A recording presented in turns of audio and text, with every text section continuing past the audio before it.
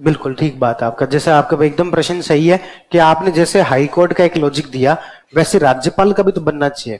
देखो, राज्यपाल की जो पेंशन है वो दी जाती है, केंद्र सरकार देती है, लेकिन कॉन्स्टिट्यूशन में कहीं ऐसा लिखा नहीं हुआ कि केंद्र या फिर भारत की संचित निधि से दी जाएगी।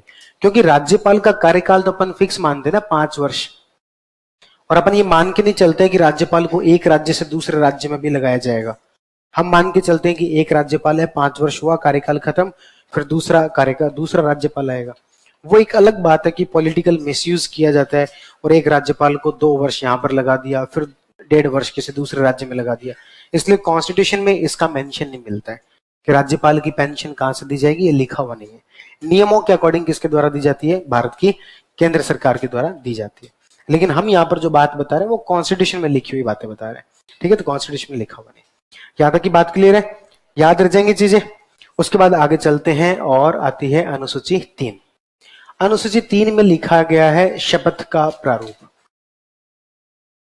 अनुसूची 3 में क्या लिखा गया? शपथ का प्रारूप। यानी कि अलग अलग लोगों के द्वारा जो शपथ ली जाती है उसका फॉर्मेट क्या होगा, जो वो बोल के, देख के और पढ़ते हैं, बोलते हैं, वो शपथ का प्रारूप जो अनुसूची 3 के अंदर लिखा हुआ है। किन किन लोगों की शपथ का प्रारूप लिखा हुआ है? सबसे पहले तो ध्यान रखना, एमपी, अरे बाद में लिख लेना, अरे भाई लिख लेना शपथ का प्रारूप, पहले देख लो। सबसे पहले तो एमपी, यानी कि जो भी आपके लोकसभा या राज्यसभा एमपी का चुनाव लड़ रहे हैं, या फिर एमएलए या फिर एमएलसी पद के जो भी उम्मीदवार होते हैं, पद के जो उम्मीदवार होते हैं उनके द्वारा शपथ ली जाती है। उम्मीदवार यानी कि जो चुनाव लड़ रहे हैं, जो कैंडिडेट है, जीते नहीं है, चुनाव लड़ रहे हैं। अभी आप तो ज्यादा अच्छे से समझते होंगे, 25 नवंबर को चुनाव है, तो आपकी विधानसभा में जितने कैंडिडेट खड़े हुए हैं वो सब के सब क्या हुए? उम्मीदवार। उनके द्वारा जिसको भी उम्मीद होती है कि इस बार जीतेंगे, वही क्या है? उम्मीदवार। जिसको इस बार जीतने की क्या होती है? उम्मीद, तो वही क्या होता है? उम्मीदवार। तो इन सबके द्वारा जो है एक शपथ ली जाती है। ये जो शपथ का प्रारूप है ये कहां लिखा हुआ है? तीसरी अनुसूची के अंदर लिखा हुआ है। किस प्रकार की शपथ ली जाती है और ये सभी के सभी उम्मीदवार क्यों शपथ लेते हैं?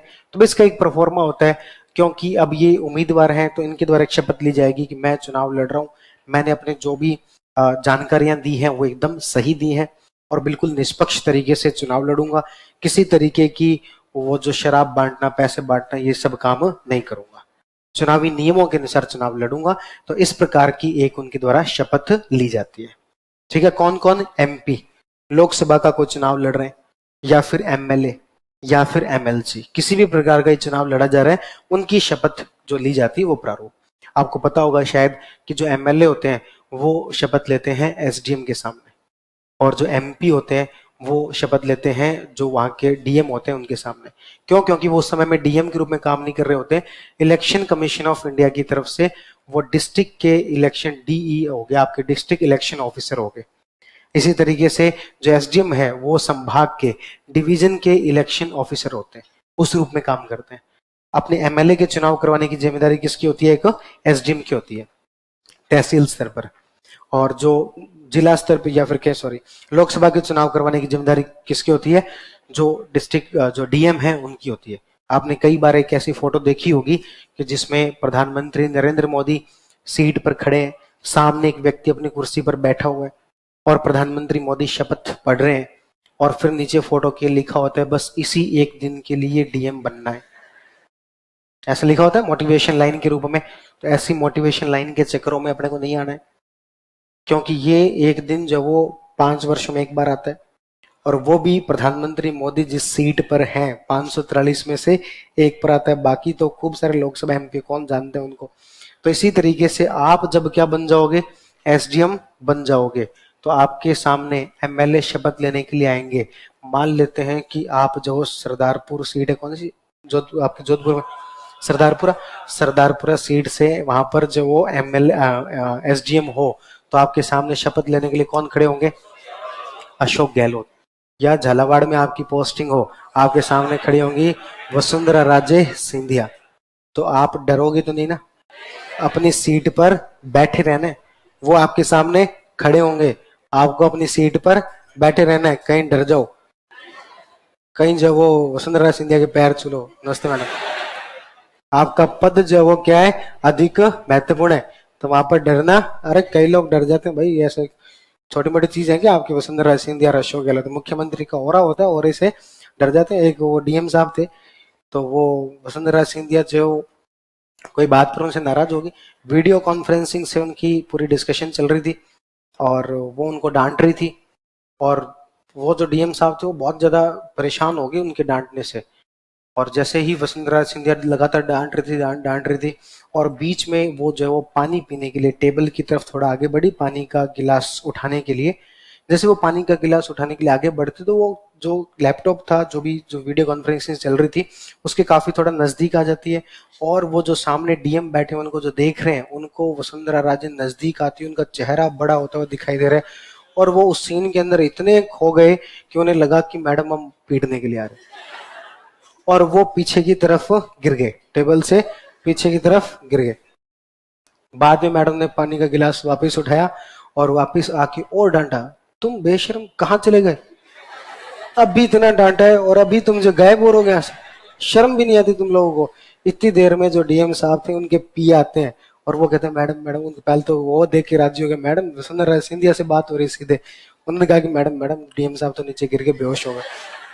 फिर उनको हॉस्पिटल लेके गए और फिर जब वसुंधरा सिंधिया खुद मिलने आई, उनको लगा कहीं कहीं कुछ हो गया तो अपने गले आएगा, तो इसलिए वो खुद जो उनसे मिलने आई। तो ऐसे कई बार अधिकारी जो वो डर भी जाते हैं, तो आप लोग तो नहीं डरोगे, पक्की बात है, ऐसे ही ईमानदारी से शपथ दिलवाओगे। हाँ, तो एमपी एमएलए और एमएलसी, अरे बस भाई, बात खत्म होने के बाद वापिस इधर आ जाएगा, तो आप लोग क्या खो जाते हो बात और फिर आपस में बातें करने लग जाते। एमपी एमएलए एमएलसी के जो उम्मीदवार है उनको शपथ दिलवाई जाती है। उनकी शपथ का प्रारूप कहाँ लिखा हुआ है, तीसरी अनुसूची में। उसके बाद जो व्यक्ति एमपी बन जाता है या फिर एमएलए बन जाता है या फिर एमएलसी बन जाता है, उनको शपथ दिलवाई जाती है। इन दोनों में क्या अंतर हुआ, ये तो उम्मीदवार है और ये क्या है, सदस्य है। ये क्या है, सदस्य, और ये क्या है, उम्मीदवार। ठीक है, तो इनको शपथ दिलवाने का काम किया जाता है। और जो है, जो मंत्री होते हैं, मंत्री कौन से, दोनों, केंद्र सरकार वाले भी और राज्य सरकार वाले भी।